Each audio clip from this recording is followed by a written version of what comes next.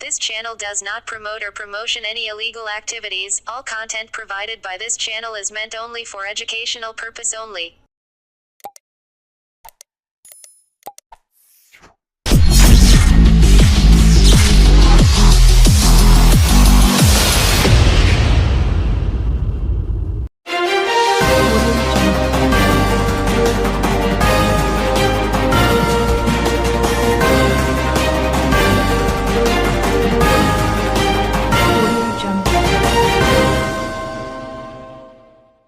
গতকাল ভদ্রেশ্বর পালপাড়ায় শ্বশুরের দ্বারা কাটারির কোপে মৃত্যু হয় বছর 28-এর গৃহবধূ মিঠু মিত্রের।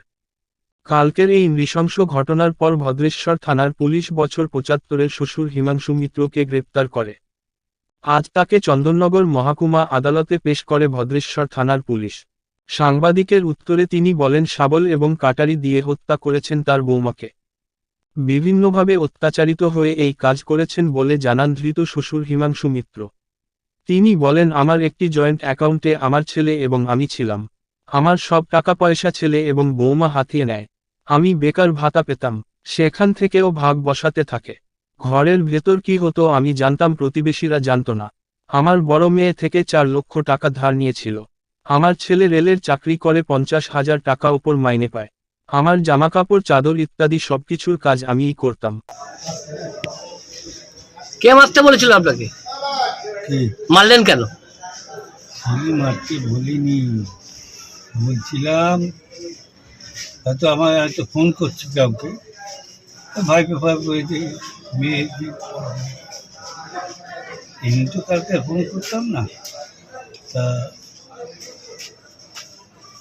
বৌমা এবং নাতনিটাকে শিখিয়ে দিয়েছে, সাদি গিয়ে হয়তো ফোন করছি, তা বলছে নাতনি এসেছি বললো তো মাকে।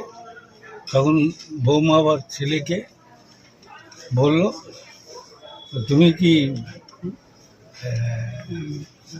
হ্যাঁ আর একটা কথা আছে, বড় মেয়ের কাছ থেকে 4 লাখ টাকা নিয়েছিল। কে? ছেলে। সুদ দেয় না, কিছুই দেয় না।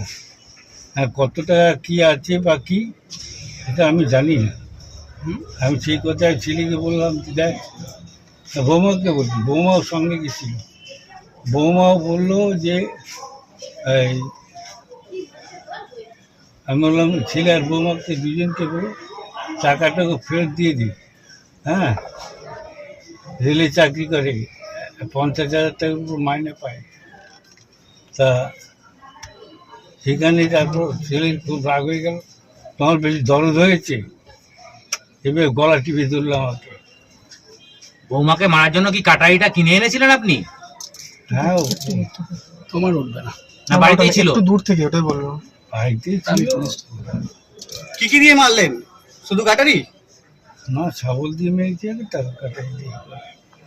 তা এরকম ভাবে মানে আপনার বৌমা আপনাকে তো যথেষ্ট সেবা শুশ্রূষা করতো, তাকে এরকম ভাবে মারে কেউ? তাহলেই হলো সেবা শুশ্রূষা। এই বয়সে জামা কাপড় কাচতাম আমি, বিছনার চাদরটা আমি কাচতাম। আমার ঘরে গিয়ে কোনো কাজ করতাম না, খালি ওদের জামা কাপড় আলমারিতে রাখা আছে সেগুলো বের করে নিয়ে আসতো। আপনি তো আলাদা থাকতে পারতেন, কেন ফালতু মেরে দিলেন? কোথায়, ছেলে তো সব টাকা পয়সা নিয়ে নিয়েছে। কার টাকা পয়সা নিয়েছে? আমার ব্যাংকের যে টাকা পয়সা ছিল ছেলের নামে ব্যাংকে রেখেছিলাম, বৌমা যাওয়ার পরে সেই টাকা 1 লাখ টাকা তোমাদের কী হবে সেসব সব তুলে নিয়েছি। 6 মাসের বই আপলোড করতে গেলাম, ও 0 ব্যালেন্সে পড়ে আছে, 9 টাকা না কথা। না আপনার বইয়ের টাকা তাহলে ছেলে কি করে তুললো? জয়েন্টে বললাম না, আপনার সঙ্গে জয়েন্টে ছিল ছেলে? জয়েন্টে একটা অ্যাকাউন্ট করেছিলাম কোঅপারেটিভ ব্যাংকে, বলতে পারছি আর ভদ্রেশ্বর শাখা আছে না সেখানটায়, সেইখান থেকে। তারপরে এমনি বার্ধক্য ভাতার পয়সা পেতাম, সেটাও আজ 100 দাও, কালকে 200 দাও, 1000 টাকা তো পাই।